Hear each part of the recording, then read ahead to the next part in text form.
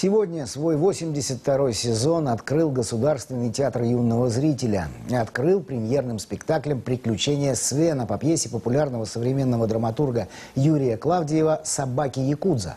Здесь в аллегорической форме представлена тема лидерства и выживаемости в молодежной среде, сильно отмеченной законами стаи. Театр вступает в новый сезон с одной большой проблемой.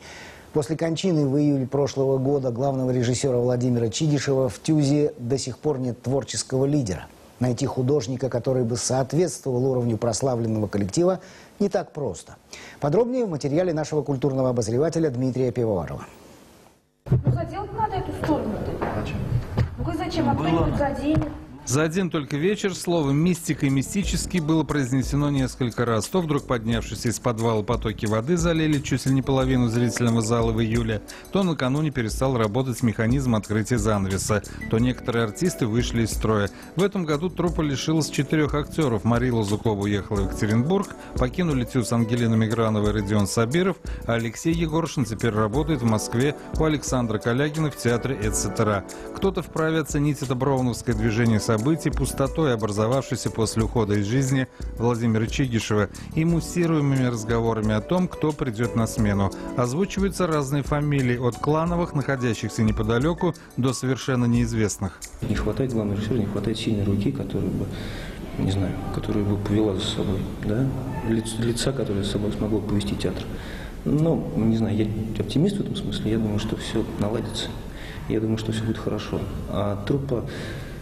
Не знаю, да, я читал разные заметки, но мне кажется, мы сейчас сильны как никогда, хотя сложностей у нас действительно, наверное, много как никогда. Ну вот, как ни удивительно, я тоже этого боялась, что мы, возможно, с организационными какими-то моментами и в творчестве, и в администрации столкнемся. Но вышло наоборот. То есть, наоборот, все друг друга поддерживают, все друг друга стремятся помочь.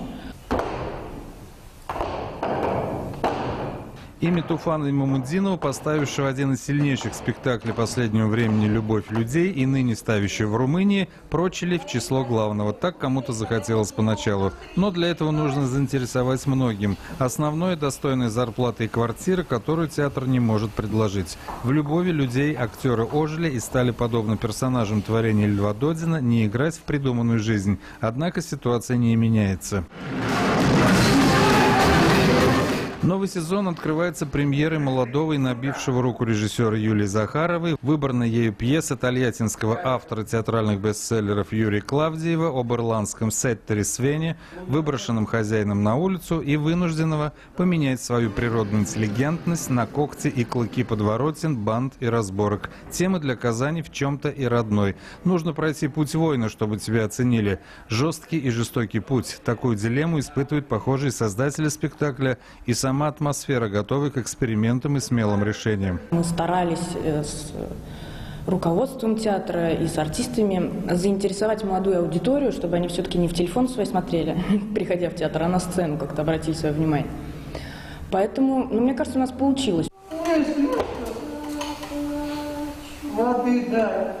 Итак, в театре к бою готовы в прямом и переносном значении, но, похоже, что-то сознательно оттягивает время, чтобы привести в состояние творческого порядка замечательную труппу. Не дай бог, чтобы персонажи на сцене и символы, и метафоры времени не пересеклись. Тогда уже не до творчества. Дмитрий Пивоваров, Альфред Камилевский, Дмитрий Рженко, телеканал «Эфир».